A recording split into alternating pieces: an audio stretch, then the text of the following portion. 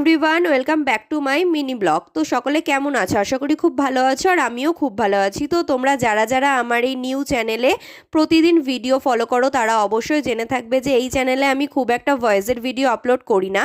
তো আমি সাধারণত এই চ্যানেলে রিল ভিডিওগুলোই আপলোড করে থাকি। তো আজকে ভাবলাম চলো তোমাদের সাথে একটা ভয়েসের ভিডিও শেয়ার করা যাক। তো এটা ছিল আমি আমার পিসি ঠাম্মার বাড়িতে গিয়েছিলাম কালী পুজোতে, তো তারই ভিডিও, মানে তার পরের দিনকারের ভিডিও।